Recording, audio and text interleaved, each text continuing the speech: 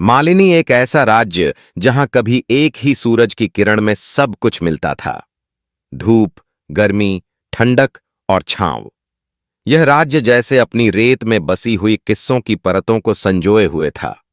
सुनहरी महल, बड़े बड़े बाग, मंदिरों की गूंज और व्यापारिक गलियों में दौड़ते भागते लोग, सब कुछ यहां था। लेकिन मालिनी राज्य की सबसे बड़ी संपत्ति थी उसका दरबार, जहां मलई केतु, जो खुद एक युद्ध के महारथी राजा थे, और उनके सबसे नजदीकी मंत्री सूरसेन, जो उन दोनों के बचपन के साथी थे, पर उनके बीच का रिश्ता एक राजा और मंत्री का ही नहीं बल्कि दो दिलों का था जो बचपन से साथ खेले थे। मालिनी राज्य की सत्ता के केंद्र से कुछ ही कदमों की दूरी पर सूरसेन की एक निजी दुनिया भी थी। महल से बाहर का जीवन, जहां उसका हर कदम और उसकी हर सांस किसी और ही धरती की थी। महल के दरवाजे की आड़ी तिरछी सुनहरी रोशनी के बावजूद वह कभी अपनी सच्चाई को छुपाने की कोशिश करता था। वह एक शाही मंत्री था जिसकी हर नीति और फैसले राज्य की दिशा निर्धारित करते थे। लेकिन वह वही व्यक्ति था जो खुद को कभी सत्ता के घेरे से बाहर महसूस करता था। उसकी एक अजीब आदत थी। वह अक्सर हवेली के पास खड़ा पाया जाता था। यह हवेली सेठ राघवदास की थी, एक ऐसा व्यापारी जिसका नाम मालिनी राज्य के सबसे प्रभावशाली और शक्तिशाली व्यक्तियों में गिना जाता था। लेकिन इस हवेली की छाम के भीतर छिपा था कुछ और, कुछ ऐसा जो सूरसेन की आत्मा को नचाता था। राघवदास की पत्नी शीतल वह नाम था जिसे सूरसेन अक्सर अपने मन में बुनता था। शीतल का रूप, उसकी आंखों में गहराई, उसकी मुस्कान, सब कुछ अलग था। उसका संयम, उसका साहस और सबसे बढ़कर उसकी चुप्पी जो सूरसेन को अपनी ओर खींचती थी। वह जानता था कि शीतल के जीवन का कोई हिस्सा उसका नहीं हो सकता। वह राजा का मंत्री था और शीतल एक व्यापारी की पत्नी। यह संबंध दूर दूर तक कोई रिश्ता नहीं थे, लेकिन जब वह हवेली के सामने खड़ा होता तो उसकी नजरें उस खिड़की की ओर होतीं जहां से कभी शीतल उसे देखती।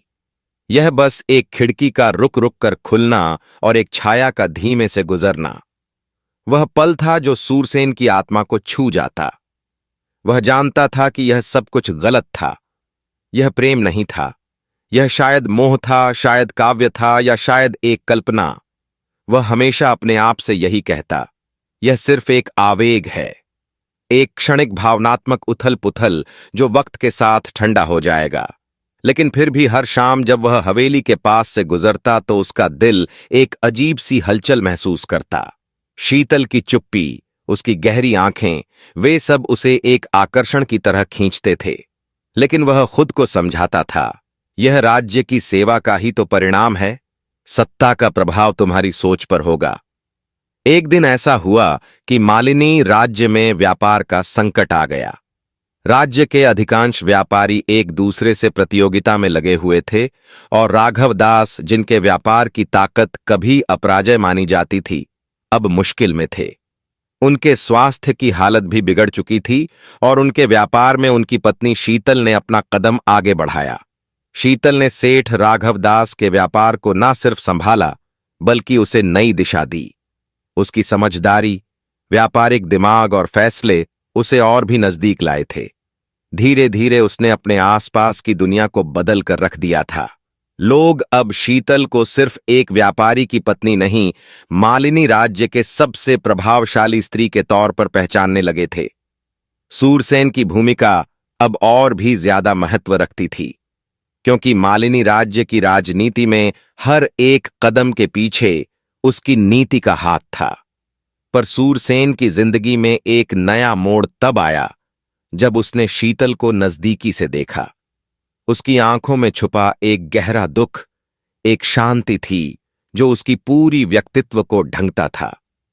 कभी कभी वह हवेली के बाहर खड़ा होकर केवल उस खिड़की को देखता रहता जो कभी खुलती और कभी नहीं। उसके मन में एक उलझन थी। क्या वह अपने दिल की सुन सकता था? क्या यह स्थिति कभी बदल सकती थी? राजा मलई केतु, जो अपने साम्राज्य को बढ़ाने में व्यस्त थे और सूरसेन के बिना कोई बड़ा कदम उठाने की कल्पना भी नहीं करते थे, एक दिन खुद इस बदलती स्थिति को महसूस करने लगे थे। उन्हें यह एहसास हुआ कि सूरसेन का ध्यान अब मालिनी राज्य की नीतियों से ज्यादा कुछ और दिशा में लग रहा था। जब उन्होंने सूरसेन से सवाल किया तो उसने केवल एक हल्की मुस्कान के साथ कहा, राजा, दिल और दिमाग के बीच की लड़ाई दोनों जीतने का समय नहीं आता। राजा ने यह जवाब अनसुना कर दिया, लेकिन वह जानते थे कि कुछ बदल रहा था। सूरसेन की भावनाएं अब उस कागज पर लिखी हुई थीं जो उसने शीतल के लिए छोड़ा था। अगर कभी आपकी खिड़की खुली तो मैं समझूंगा कि आप मुझे देखना चाहती हैं। यह केवल एक पत्र नहीं था, यह एक प्रतीक था, उस प्रेम का जो कभी पूरा नहीं हो सकता था, लेकिन फिर भी एक अदृश्य ताकत से जुड़ा था।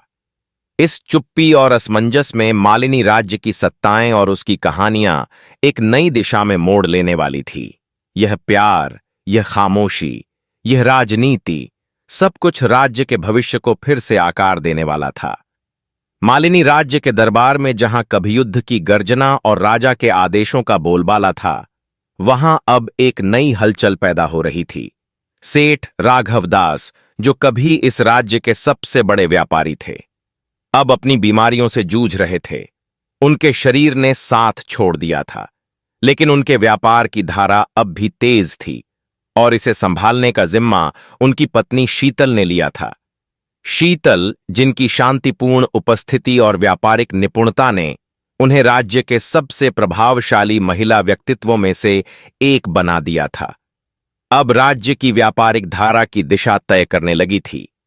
शीतल की शुरुआत एक साधारण व्यापारी की पत्नी के रूप में हुई थी, लेकिन उसके बाद के वर्षों में उसने साबित किया कि वह सिर्फ एक पत्नी नहीं, बल्कि एक व्यापारिक साम्राज्य की अगुवाई करने वाली सक्षम महिला है। जब सेठ राघवदास का स्वास्थ्य गिरने लगा तो शीतल ने न केवल अपने पति के व्यापार को बचाया, बल्कि उसे और भी ऊंचाइयों तक पहुंचाया। राज्य के दरबार में लोग अब उसकी व्यापारिक समझदारी और उसके फैसलों की तारीफ करने लगे थे। राजधानी में व्यापार का बड़ा हिस्सा सेठ राघवदास के नाम पर चलता था, लेकिन अब जब वह खुद कमजोर हो गए थे, उनकी पत्नी ने अपनी सूझबूझ से व्यापार की बागडोर संभाली और न सिर्फ इसे संभाला, बल्कि एक नई दिशा भी दी। राज्य के व्यापारिक गलियों में उसकी योजना से हर ओर हलचल मच गई थी। शीतल ने व्यापार के पुराने तरीकों को छोड़कर नए तकनीकों और व्यापारिक मार्गों का पालन किया। उन्होंने राज्य के व्यापारिक नेटवर्क को और मजबूत किया, पड़ोसी राज्यों से संपर्कों को बढ़ाया और व्यापारिक मापदंडों को नए सिरे से परिभाषित किया। इसके साथ ही शीतल ने समाज में भी अपने एक अलग स्थान को स्थापित किया, लेकिन जो कुछ राज्य के लोग उसकी सफलता को देख रहे थे, वह उसके भीतर की गहरी कहानी को नहीं समझ पा रहे थे। शीतल की आंखों में जो चमक थी, वह केवल एक व्यापारिक संघर्ष की नहीं थी, बल्कि एक आत्मसंघर्ष की भी थी। दरबार में हर कोई उसके व्यापारिक निर्णयों को सलाम करता, लेकिन किसी ने भी उसकी मनोदशा को पूरी तरह से समझा नहीं था। शीतल की आंखों में एक गहरा दर्द छुपा हुआ था, जिसे वह खुद भी जानने की कोशिश कर रही थी। यह दर्द उसके पति के स्वास्थ्य के कारण नहीं था, बल्कि उसकी अपनी जिज्ञासाओं और इच्छाओं के कारण था। शीतल के लिए राज्य के दरबार की चकाचौंध और उसकी व्यापारिक सफलता के बावजूद उसके दिल के कोने में कुछ था जो उसे पूरी तरह से संतुष्ट नहीं कर पा रहा था। कभी कभी वह अपने कमरे में अकेली बैठी रहती और उन क्षणों में उसकी आंखों में एक ऐसा रहस्य था जैसे वह किसी और दुनिया में खो गई हो। दरबार में वह हमेशा शांत और गंभीर दिखती, लेकिन उसके भीतर एक अजीब सी बेचैनी थी। वह जानती थी कि वह अपने जीवन के सबसे कठिन दौर से गुजर रही है। राजा मलई केतु के साथ उसकी एक दोस्ती भी थी, जो कभी एक दूसरे के बहुत करीबी दोस्त हुआ करते थे, लेकिन अब वह रिश्ते कुछ अलग मोड़ पर थे। शीतल के लिए राजा से जुड़ी राजनीति का हिस्सा कभी आसान नहीं था और कभी कभी उसे लगता था कि उसकी सारी सफलता केवल एक दिखावा है। राजा के मंत्री सूरसेन, जिनका ध्यान हमेशा राज्य की नीतियों और निर्णयों पर केंद्रित रहता हुए भी कभी शीतल की सोच के गहरे पहलुओं को समझने की कोशिश करते थे। उन्होंने कई बार शीतल को देखा था। जब वह अपने व्यापारिक फैसलों के बारे में सोचती थी, तो उसकी आंखों में एक गहरी छाया छिपी रहती थी। सूरसेन के लिए यह एक रहस्य था, जो हमेशा उसे परेशान करता था। हालांकि शीतल की ओर से किसी भी प्रकार की जाहिरा मदद नहीं आई थी, लेकिन सूरसेन को यह हमेशा महसूस होता था कि शीतल का दिल किसी और ओर दौड़ रहा था। वह उसकी आंखों में कुछ ऐसा देखता था जो किसी को समझ नहीं आता था। कभी कभी जब वह हवेली के बाहर से गुजरता तो वह शीतल को देखता। उसकी आंखों में एक उम्मीद और एक सवाल था। शीतल का जीवन कठोर लेकिन सुंदर परतों से ढका हुआ था। उसका दृढ़ संकल्प और साहस उसे राज्य के व्यापार के गहरे समुद्र में सफलता की राह दिखाता था, लेकिन उसकी आत्मा कहीं गहरे अंधेरे में खो गई थी।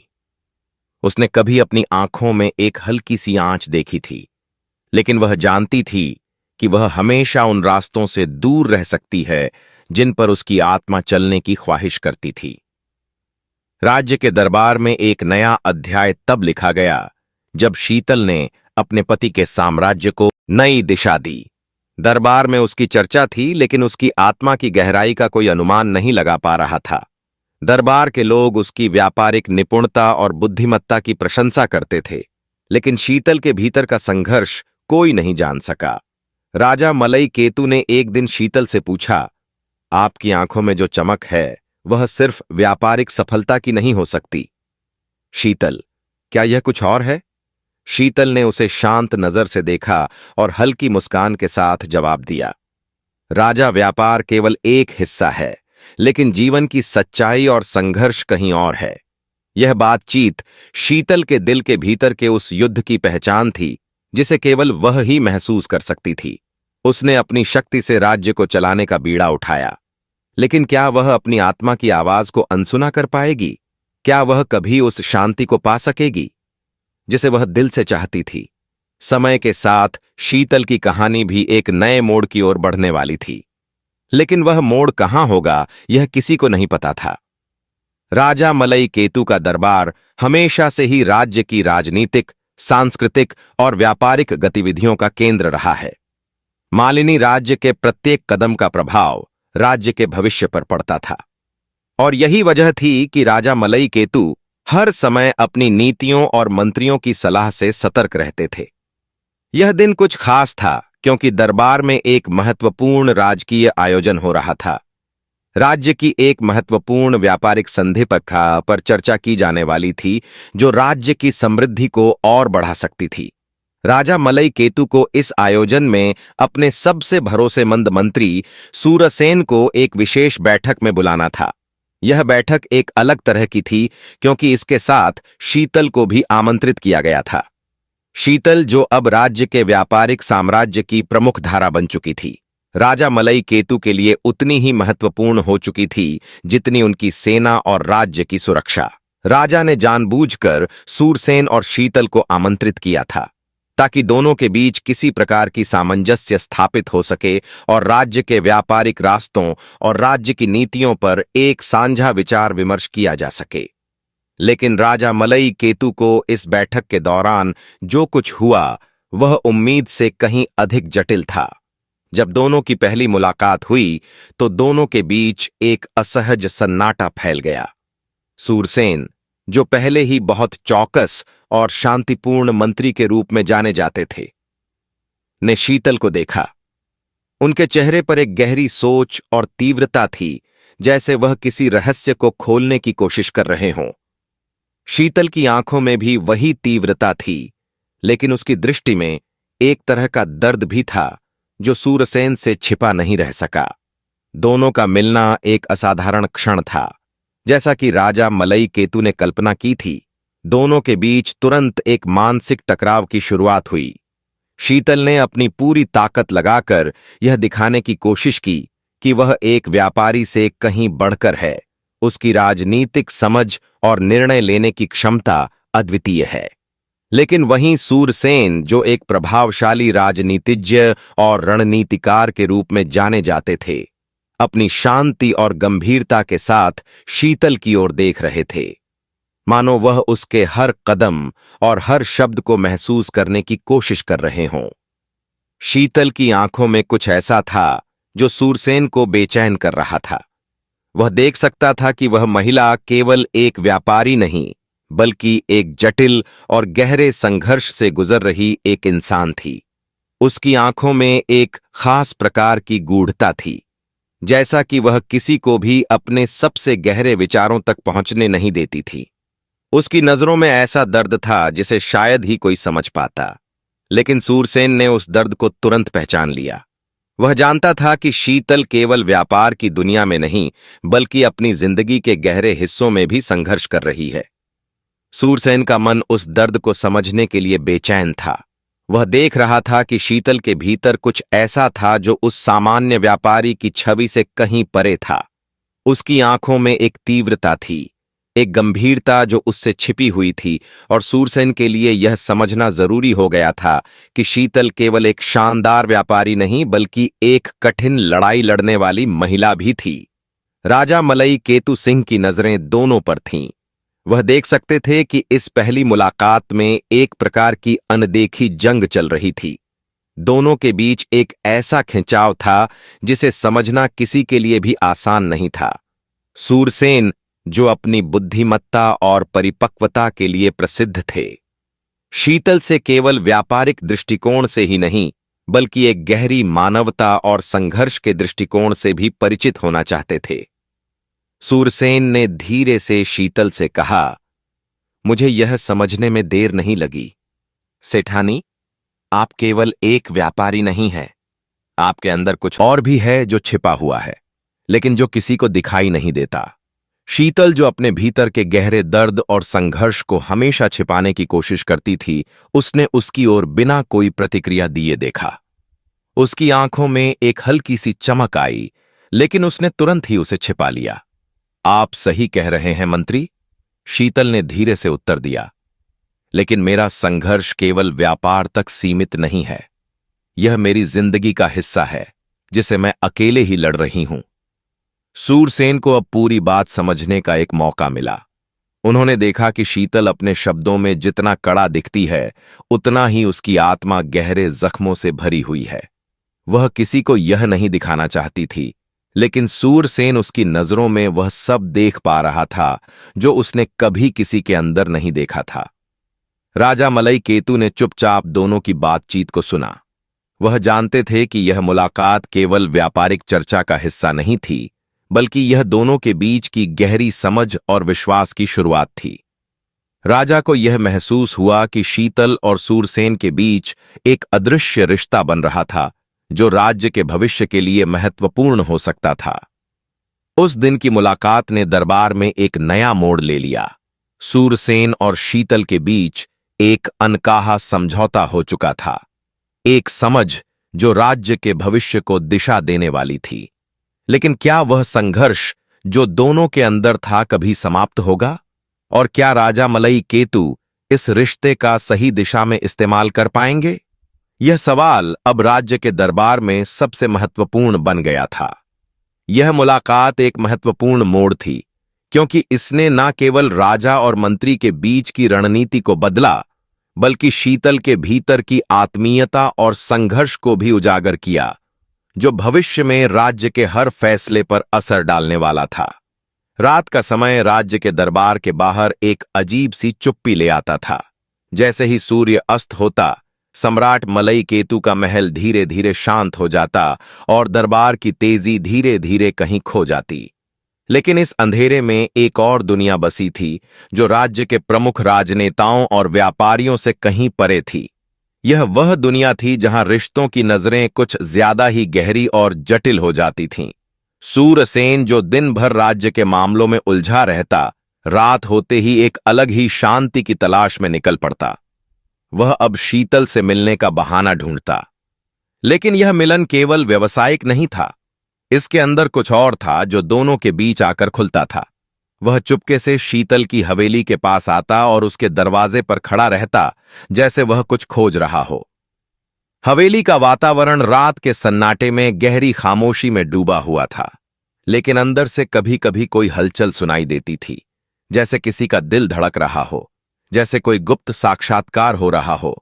शीतल को सूरसेन की मौजूदगी का एहसास हो गया था और वह पहले से ही उसे देखने के लिए तैयार रहती थी।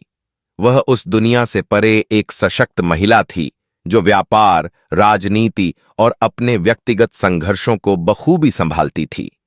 लेकिन सूरसेन के आते ही कुछ और होता था। उसकी नजरें एक रहस्यमय गहराई से मिलती थीं और दोनों के बीच संवाद कभी शब्दों में नहीं बल्कि खामोशी में पनपता था। यह मिलन उन दोनों के बीच एक अजीब सी खामोशी पैदा करता था, लेकिन उस खामोशी में एक गहरी अर्थपूर्ण बातचीत छिपी होती थी। कभी वह दोनों एक दूसरे के साथ गहरी बातें करते, कभी कोई कविता का आदान प्रदान करते, कभी चुपचाप खड़े रहते। उन रातों में सूरसेन और शीतल के बीच एक नजदीकी रिश्ता पनपने लगा था।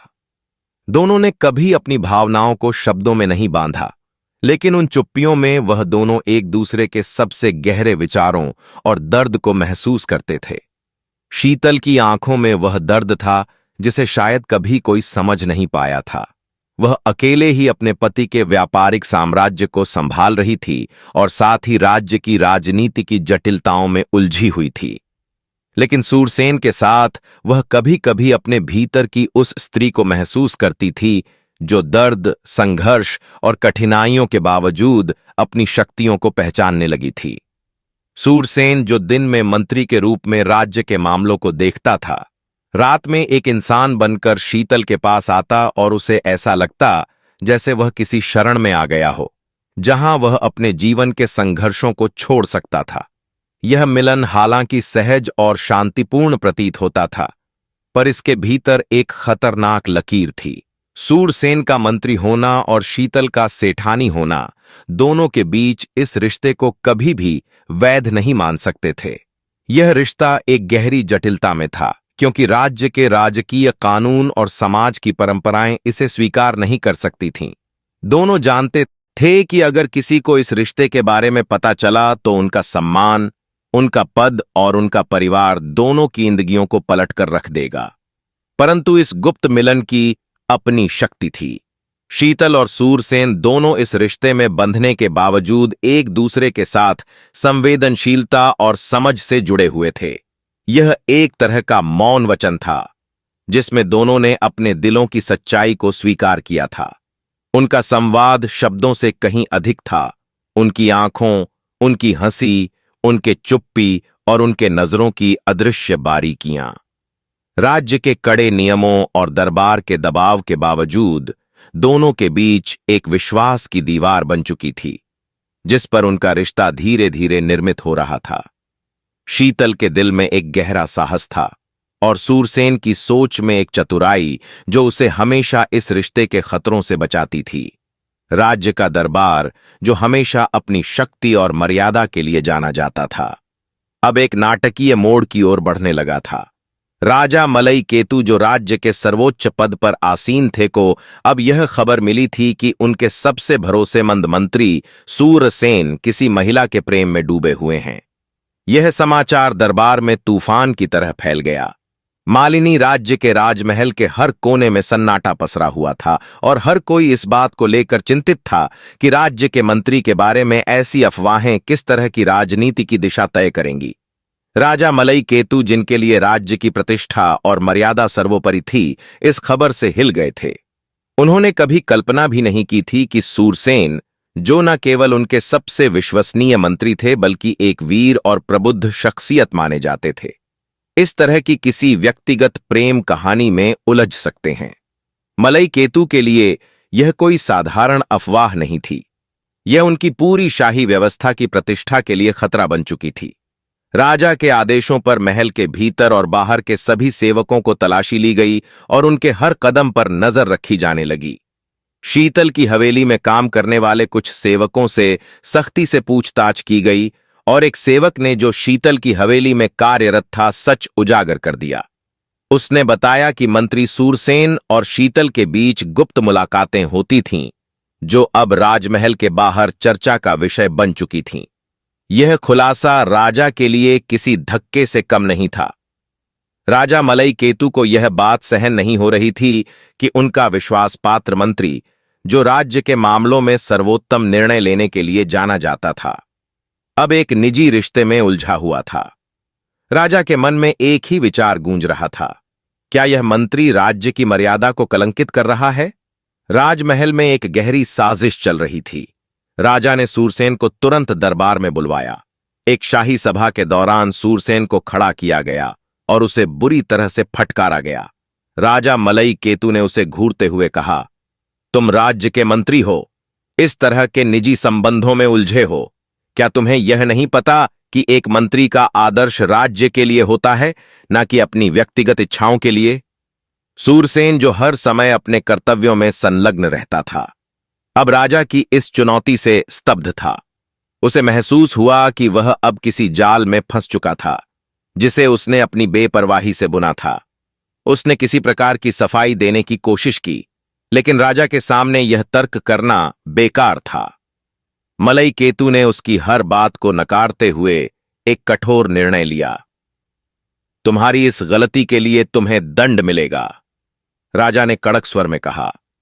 सूरसेन के लिए यह शब्द एक कड़ी सजा की तरह थे। राजा के आदेशों से उसकी स्थिति न केवल राजमहल में बल्कि पूरे राज्य में नाजुक हो गई थी। राजा मलई केतु ने अपने मंत्री को तुरंत कैद में डालने का आदेश दिया। सूरसेन, जो इस घटना से पहले तक राज्य का सबसे प्रभावशाली और सम्मानित व्यक्ति था, अब महल की एक कोठरी में बंद था। यह सजा उसे व्यक्तिगत रूप से तो दर्द दे ही रही थी, साथ ही राज्य के मंत्री का अपमान करना पूरे दरबार के लिए एक बड़ा झटका था। राजा का निर्णय सभी दरबारी अधिकारियों और सेवकों के बीच चर्चा का विषय बन गया था। एक ओर जहां कुछ लोग सूरसेन की गलती को व्यक्तिगत मानते हुए उसकी सजा को उचित ठहरा रहे थे, वहीं दूसरे उसे एक वीर और निष्ठावान व्यक्ति के रूप में याद कर रहे थे, जो अब अपनी मानवता और प्रेम के कारण एक बड़े कष्ट में फंस चुका था। शीतल, जो हमेशा से अपने व्यापारिक मामलों में व्यस्त रहती थी, अब पूरी तरह से इस घटनाक्रम से अज्ञात नहीं रह सकी। जब उसे सूरसेन की कैद के बारे में पता चला तो वह भीतर ही भीतर टूट गई। यह रिश्ता, जो अब तक एक गुप्त मिलन के रूप में था, अब न केवल सूरसेन के लिए बल्कि शीतल के लिए भी एक भारी बोझ बन चुका था। शीतल जानती थी कि उसकी स्थिति भी इतनी सरल नहीं थी। उसकी चुप्पी और उसके प्रेम की कोई स्वीकार्यता राज्य के भीतर नहीं हो सकती थी। शीतल के मन में अब कई सवाल थे। क्या वह खुद को और सूरसेन को बचा सकती थी? क्या वह राजा मलई केतु से इस साजिश को उजागर कर सकती थी? क्या इस रिश्ते को कभी स्वीकृति मिल पाएगी, या यह एक ऐसी गलती बनकर रह जाएगा जिसे राज्य और समाज दोनों ही स्वीकार नहीं कर पाएंगे? सूरसेन की कैद ने राजमहल को एक नए मोड़ पर लाकर खड़ा कर दिया था। राजा मलई केतु के फैसले से एक नई साजिश की शुरुआत हो चुकी थी, लेकिन मशीतल की आंखों में जो संकल्प था, वह राजा मलई केतु और उनके दरबारियों के लिए एक नई चुनौती साबित होने वाला था। यह रात और दिन के बीच का वह समय था जब शीतल ने तय किया कि वह अपनी चुप्पी को तोड़ेंगी और अपने प्रेम को बचाने के लिए दरबार में आवाज उठाएंगी। दिन ढलने के बाद शीतल ने राजा के दरबार में जाने का निश्चय किया। वह जानती थी कि यह उसकी जिंदगी का सबसे कठिन पल होगा, लेकिन उसकी आत्मा में एक आग जल रही थी जो उसे हर भय और संकोच से ऊपर उठने की ताकत दे रही थी। दरबार का माहौल जैसे ही शीतल के कदमों से हिलने लगा, दरबार में बैठे सभी लोग चुप हो गए। यह वह पल था जब एक स्त्री, जो हमेशा व्यापार और घर की दुनिया में समेटी जाती थी, एक राजा और उसके दरबार के सामने खड़ी हो गई। शीतल का चेहरा शांत था, लेकिन उसकी आंखों में गहरी ललक और कड़ी नजरें साफ दिख रही थी। उसके कदम हर शाही दरबारी की आंखों में सवाल छोड़ गए थे। राजा मलई केतु, जो हमेशा अपने निर्णयों में अडिग रहते थे, अब चौंके हुए थे। उन्हें समझ में नहीं आ रहा था कि शीतल, जो हमेशा एक आदर्श पत्नी और व्यापारी रही है, इस स्थिति में क्यों खड़ी हो रही थी। शीतल की आंखों में स्पष्ट था कि वह इस समय किसी भी तरह के समझौते के लिए तैयार नहीं थी। वह धीरे धीरे राजा मलई केतु के पास पहुंच जाती है और फिर पूरे दरबार की ओर मुंह करते हुए कहती है, राजा मलई केतु, मैं जानती हूं कि राज्य की मर्यादा और आदर्श आपके लिए सबसे महत्वपूर्ण है, लेकिन क्या आप मेरी स्थिति को समझेंगे? यह जो प्रेम है, यह केवल एक गलती नहीं बल्कि एक सच्चाई है। सूरसेन और मेरा संबंध पवित्र है और मैं इसे किसी भी कीमत पर छिपाना नहीं चाहती। मुझे नहीं लगता कि यह राज्य या समाज के लिए कलंक है, क्योंकि प्रेम कभी भी गलत नहीं होता। जो दिल से होता है वह हमेशा सही होता है। शीतल की आवाज में गहरी भावना थी। उसकी शब्दों में वह अडिगता थी, जैसे उसने ठान लिया हो कि वह इस अन्याय का सामना करेगी, चाहे जो भी हो। उसने पूरे दरबार को चुनौती दी, लेकिन राजा मलई केतु का चेहरा अब कठोर हो चुका था। उसकी आंखों में एक जटिल संघर्ष था, जैसे वह अपनी पूरी शाही विरासत की रक्षा करने के लिए हर कदम पर खड़ा था। और इस समय शीतल की बातें उसकी सत्ता को झकझोर रही थीं। राजा ने शीतल की बातों को सुनने के बाद गहरी सांस ली और फिर बेहद कठोर शब्दों में कहा, शीतल, तुम एक सेठानी हो और तुम्हारा कर्तव्य अपने परिवार, व्यापार और राज्य के सम्मान की रक्षा करना है। प्रेम तुम्हारा निजी विषय हो सकता है, लेकिन तुम्हें यह समझना होगा कि एक मंत्री और सेठानी का संबंध कभी भी राज्य के लिए स्वीकार्य नहीं हो सकता। सूरसेन को मैं अपनी शक्ति से बाहर नहीं जाने दूंगा। तुम दोनों का यह रिश्ता हमारे दरबार और मालिनी राज्य की प्रतिष्ठा को धक्का पहुंचा रहा है। राजा मलई केतु ने फिर अगला आदेश दिया, सेठानी शीतल, अब राज्य की मर्यादा के उल्लंघन के कारण राज्य छोड़ना के लिए विवश होना पड़ेगा। यह तुम्हारी सजा है। राजा का आदेश सुनते ही दरबार में सन्नाटा छा गया। शीतल ने एक क्षण के लिए सिर झुकाया, जैसे यह सब उसे स्वीकार करना पड़ा हो। फिर उसने अपने कदम राजा के आदेशों की ओर बढ़ाए, लेकिन उसकी आंखों में अब कोई पछतावा नहीं था। वह जानती थी कि उसने अपने दिल की आवाज सुनी थी और जो किया वह सही था।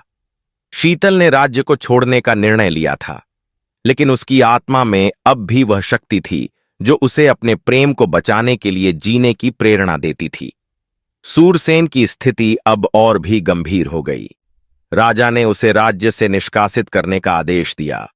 उसे वनवास पर भेजा गया, जहां उसे अपनी दंड की सजा भुगतनी थी। लेकिन शीतल का दिल जानता था कि यह सजा उन्हें दोनों को एक बार फिर अपने जीवन को नए तरीके से जीने का अवसर देगी। राजमहल में शीतल की विदाई के बाद सूरसेन ने वनवास में जाने से पहले एक आखिरी बार राजा मलई केतु से मुलाकात की। उसकी आंखों में गहरी संवेदना थी, लेकिन साथ ही उसमें एक अडिग धैर्य भी था। वह जानता था कि यह समय न केवल राज्य के लिए बल्कि उनके प्रेम के लिए भी एक नया मोड़ था। इस प्रकरण के बाद राज्य में न केवल एक महल और मंत्री का रूप बदलने वाला था, बल्कि सम्राटी दुनिया की सत्ताओं और प्रेम के बारे में नया दृष्टिकोण भी बन रहा था। राजमहल से बाहर निकलने के बाद शीतल ने अपने कदमों को अपने व्यक्तिगत सम्मान के साथ बढ़ाया। उसे मालूम था कि वह एक सेठानी थी और उसका कर्तव्य हमेशा राज्य और परिवार के प्रति था। लेकिन किसी स्त्री के जीवन में जब प्रेम अपनी चुप्पी तोड़ता है, तो वह न केवल खुद को बदल देती है बल्कि पूरे राज्य को भी। उसने राज्य की कैद से खुद को मुक्त किया था और अपने अस्तित्व का मतलब समझा था। निष्कर्ष कहानी का मुख्य संदेश यह है कि प्यार और वफा कभी किसी सीमाओं और अधिकारों के भीतर नहीं बन सकते। यह न केवल राज्य या सत्ता के ढांचे को चुनौती देता है, बल्कि आत्मनिर्णय, सम्मान और सच्चाई के साथ जीने का भी संकेत देता है। शीतल और सूरसेन का प्रेम, जो समाज की सख्त दीवारों को पार कर गया, यह सिद्ध करता है कि व्यक्ति की आत्मा और भावनाएं किसी भी आदेश, नियम या सत्ता से परे होती है।